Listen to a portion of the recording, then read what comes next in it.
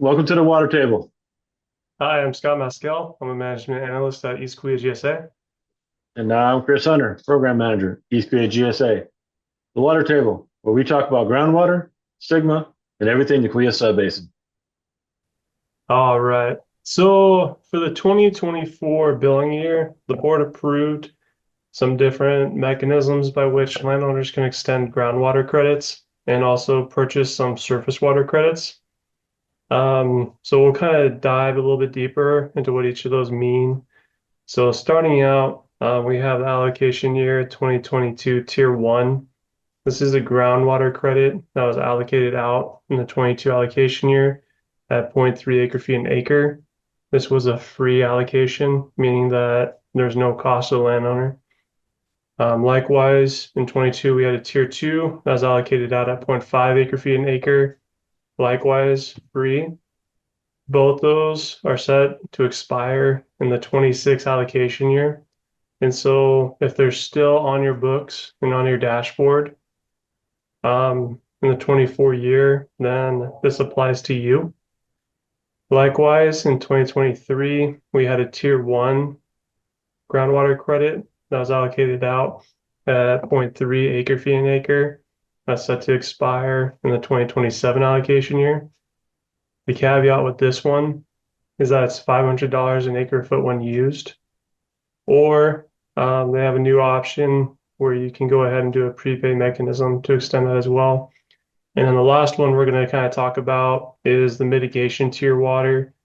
This is a surface water credit that the GSA has purchased as part of our mitigation plan efforts. And it's a surface water credit that can go to any APN. It's not restricted by purveyor zones, and it doesn't expire. Okay, Scott, so I'm going to ask you some questions because it says in 22,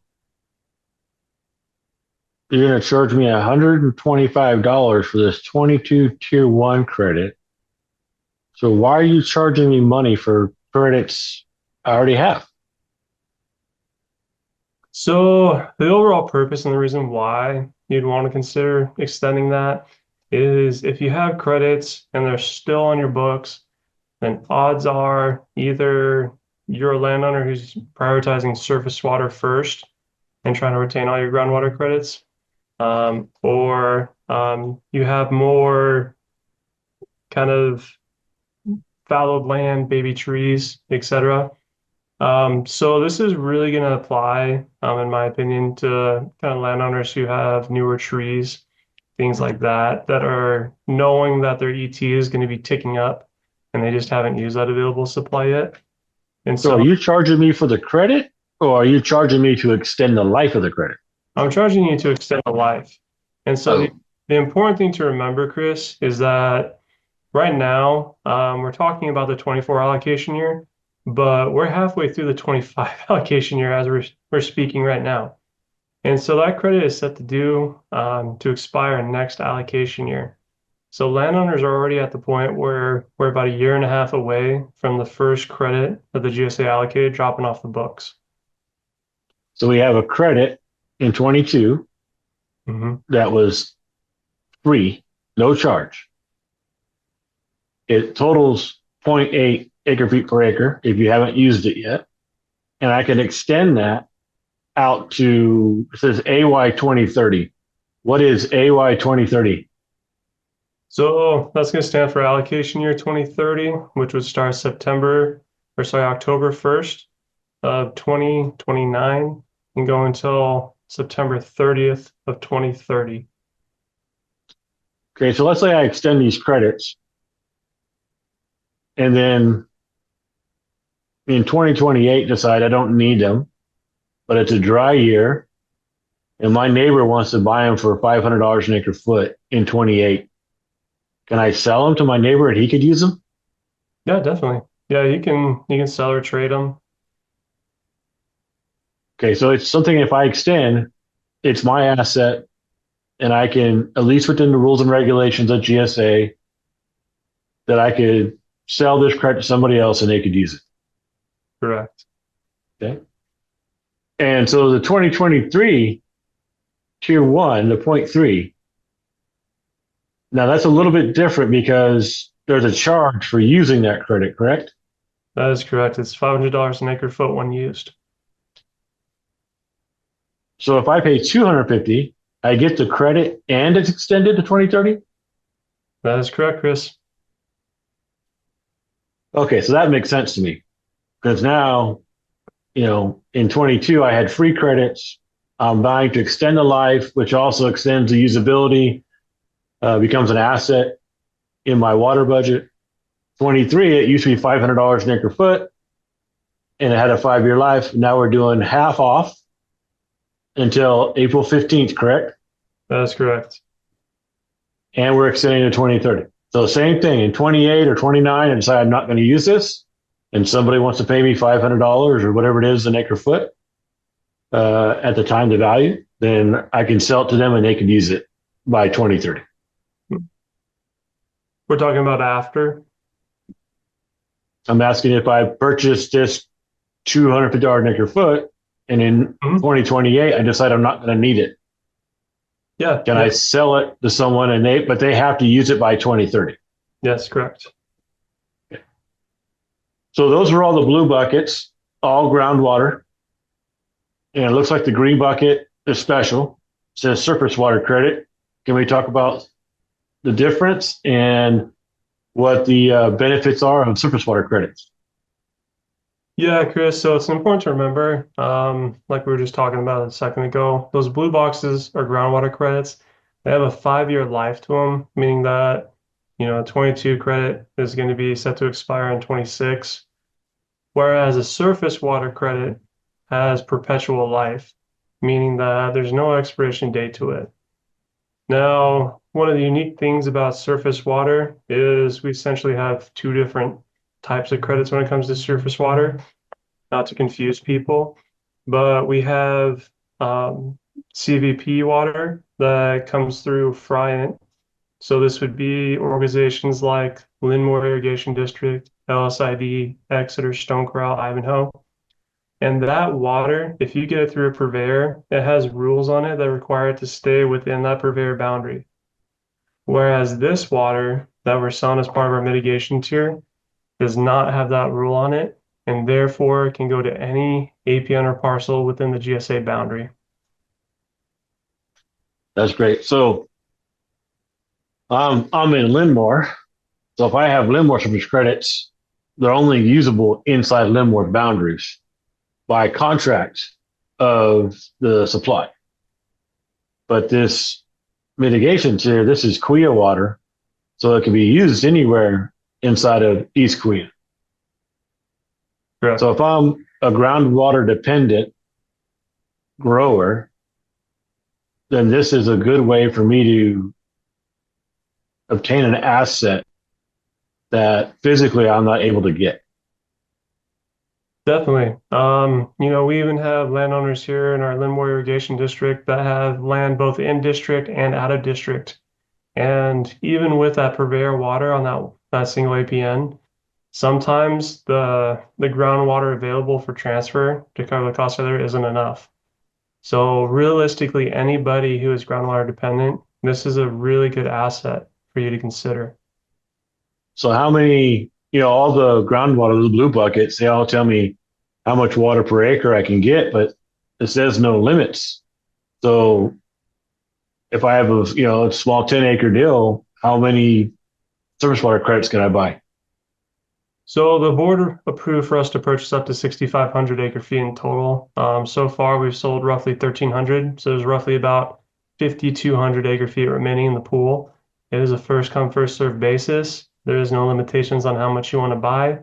So theoretically, if someone wanted to come in and buy 5,200 acre feet, it would be all theirs and that'd be the end of the pool.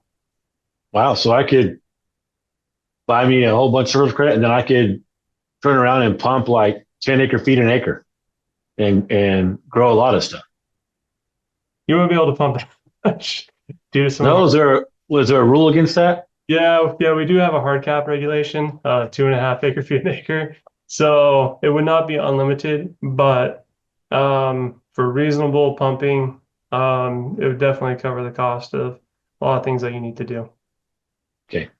So I'll make a little joke there just to emphasize that these are credits, but they still operate under the rules and regulations of East Korea, which has a 2.5 acre foot per acre pumping cap. And so you actually use these credits to fill in the gap between your native yield and your demand up to 2.5. And I think you mentioned it in video 2 of our series that it's 2.5 plus precip. If I'm looking at an ET value, I'm about like 3.34. That's fantastic. Okay, so you got me convinced. I need some credits. Um, where do I go? What do I do? How do I get these things? Yeah, let me go ahead and show you our water dashboard and the tool that we created to go ahead and do that. All right, Chris. So here we are. We're on the dashboard now. We're looking at a new tool called Credit Deals. In order to find this, you would just log into your dashboard. Under billing, we have a link called Credit Deals that you'd be able to click on, and it'll take you right to this page. This is going to be your tool in which you're going to be able to select any credits that you wish to extend or any additional mitigation credits you wish to purchase. So here on this account, we can see that there's a singular APN, and we have our 4 different types of buckets that we're talking about with varying prices. So the first things first, if you've already used that credit in either the 22 or 23 billing, then that credit is no longer available for extension. So when we talk about extending a credit, we're talking about a credit that is still available to you and has not been used yet. So you can see on this account, for example, that 22 tier 1 was already used to offset an ET value. So it's going to list right here, no credits available and not give me any options to do anything there. However, if I come over here to the 22 tier 2, it looks like we have approximately 29.07 acre feet of a total available supply that I can extend. And this was a number based on that 0.5 acre feet an acre that was allocated for the tier 2 and 22. Now, if I do wish to purchase, I can select any number between 0 and then this max number of 29.07 by clicking on that max box there. It'll then go ahead and give me an estimated dollar amount that'd be due for selecting that total amount so I can have an idea of what I would be paying. You can also come in here in this text box and type in any number that you wish between 0 and 29.07. So say I wanted 10 acre feet. I'd go ahead and do that and price it out there. And then same thing, I'll just move down the line for the tier 1. I can choose any number between 0 and 17.44 acre feet. Say I want to purchase the total amount. I'm now seeing a running total here of $6,860. This last box here, this is the mitigation water. And this number right here is the total pool number available of credits available to be purchased from the GSA. So like I said, you can purchase anywhere from 0 up to a total of 5,204.95 acre feet of credits. So say I wanted to come in here and buy 10, I can type in 10, it'll add the associated dollar amount, add to the total right there. And then once I've finalized everything and I'm feeling good where I'm at, I'll go ahead and submit. And that'll lock in all those changes for me. Fantastic. So go unlock that setting. So just recap. I come to this tool. It's called Credit Deals. It's on the left-hand side of my dashboard. If there's blue boxes in these credit, that means there's credits available to me to purchase. I can purchase anywhere between 1 or the max number in the blue box. That's fantastic. So once I hit submit, now these credits will show up in my dashboard and are available for me to use to offset my ET going forward. That about sum it up? Yep. And like I said earlier, this is a live tracking number. So as people purchase more surface water, the next landowner that logs in will see a decrease in that number. So it'll always tell you the total available supply at any given time. Fantastic. Well, thanks, Scott, for hanging out at the water table once more. Really appreciate all your time and energy at the dashboard. It's fantastic what you've been able to do with the development team over the last 2 years is pretty phenomenal. Going from a tool that was only meant to provide transparency to the ET, now to be able to purchase credits and take care of your budget and do projections. Really look forward to doing some more videos with you. So until next time, thanks everybody for joining us here at the water table.